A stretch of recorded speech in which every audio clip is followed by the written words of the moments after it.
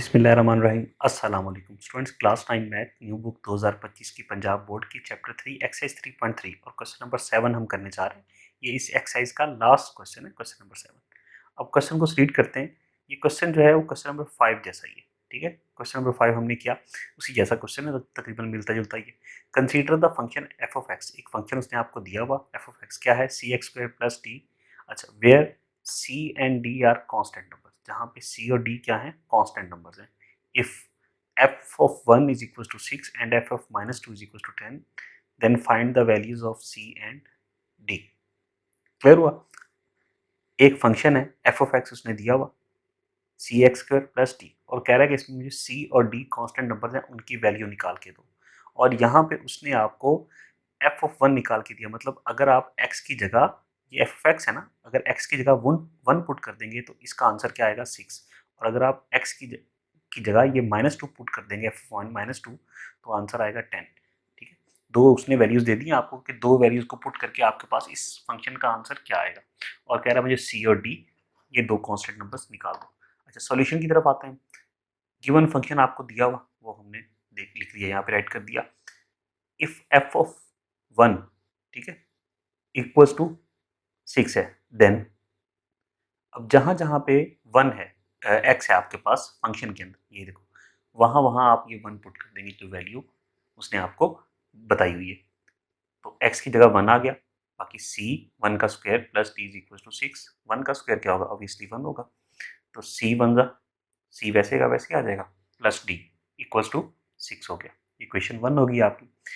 दूसरी जो आपको दी हुई वैल्यू -2, तो जहां जहां if f of -2 is equal to 10, if के बाद यहाँ f भी आएगा, यहाँ मिसिंग लिख लीजिएगा। इफ के बाद if of f of -2 is equal to 10, अब जहां जहां पे x है वहां वहां पे आप ये -2 पुट कर देंगे।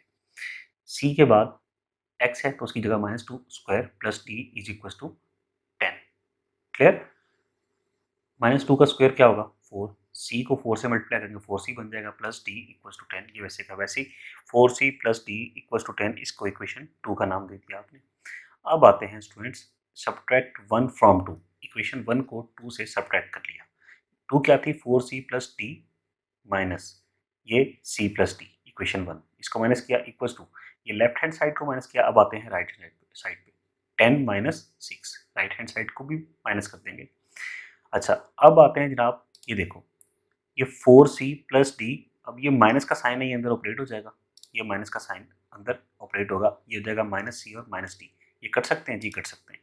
4c तो वैसे का वैसे ही है, 4c वैसे का वैसे ही है, प्लस डी भी, माइनस सी और माइनस डी, ये माइनस डी और प्लस डी ये कट सकते हैं जी, ये कट सकते हैं। तो आओ इसको कट देते हैं, ये प्लस डी और ये माइनस डी, ये एक दूसरे से कट हो गए।